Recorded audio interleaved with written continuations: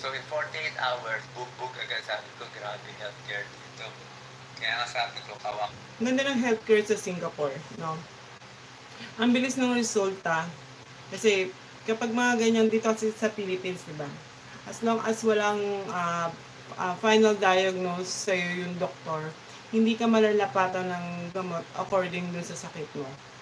So, dito kasi napakatagal ng resulta ng resulta sa biopsy, sa CT scan. So, napakatagal. So, yung pain na iniinda mo sa katawan mo is hindi ka malapatan according do sa gamot kasi nga wala kang final diagnosis. Pero dito sa Singapore, sasabi ni Doc Willie, in 48 hours, di ba? May gamot na kaagad para dun sa sakit niya. Tama yun si Doc Willie. Pag dito talaga sa Philippines, sorry for saying na talagang medyo maano yung pagdating sa medications natin. Kaya yun yung ano ni Doc, na palakasin yung medical dito sa ating bansa.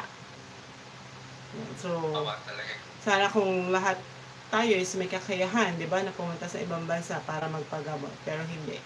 Di ba? So, kapag wala kang kakayahan, at aasa ka na lang sa mga public hospitals o sa mga libreng pagamutan, tapos hindi ka manalapatan ng according sa iyong sakit, wala. Yung sinasabi niya na in 3 days, baka hindi lang 3 days, baka pagpunta mo pa lang ng ospital, wala na. Pwede ka nang umuwing walang buhay. Yun. Pag may chance ako, ayusin ko. Kaya para sa akin, parang God's will na parang, I mean, kung wala ng purpose ang Diyos sa akin, hindi dapat pasahin na ako. Diba?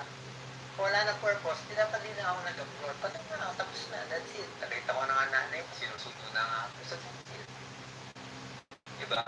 So, nabuhay pa ako, may mission ako. Number 1 mission, nakita ko kailangan bumait ang mga Pilipino. Puro benta ng boto. Puro ano nang nalang pinakayayaman bilang bansa ko. Puro ganyan na lang ang laman ng utak natin. Gagaling. And there's yung ngayon, Pilipino, ang gagaling. So, sa Philippines, ang nurses natin, 1 year, 2 years, aalis na. Ang sweldo, 15,000. 15,000 ang sweldo ng nurse. Wala na siya pamasahe. O, tapos, papabantayin mo pa sa pasyente. O, hindi pa sanay mag-IP. Anong klaseng healthcare meron tayo? Dito, ang nurses sweldo, 120,000. Wow. O, so, dito, high-tech, gano'ng experience, 15 years. Yung mga CI, yung mga magagaling na dito. So, yung sinasabi siya ni Doc, totoo yun. Yung mga nurse na paglalagay nga lang ng syringe sa'yo, di ba? Minsan nagkakaroon pa sila ng pagkakamali eh. So, ibig sabihin kasi mostly sa mga hospital ngayon, more on, na lang, intern or mga nagtitraining kasi ngayon mga talagang RN na or yung mga na nating registered nurse is talagang pumupunta na, nag-abroad na. Diba? Pagkatapos nila makakuha ng experience dito sa Philippines. Diba? Kung nag-abroad na, it's because nga, dahil sa sobrang baba ng pasweldo dito sa Pilipinas. Imagine niyo guys, kung dito minimum is 16,000, sabihin natin nurses, diba? Tapos pagdating sa ibang bansa, diba? Napakalaki. 120,000, 100,000, diba? So, mas iisipin mo, diba?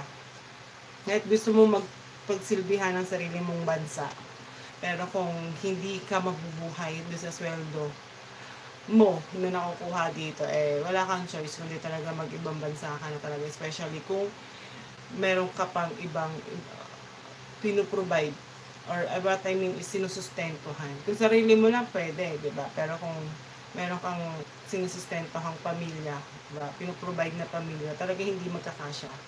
Hindi magkakasya yung sweldo na kinikita natin dito sa bansa. Yun. Ano natin, yung ating bagong pasok, basahin nga natin, patay natin muna ang ating ilaw. Ma'am Josie Ima, hi sis! Late na ako, but thumbs up daw. Maraming salamat, sis Koy! Okay.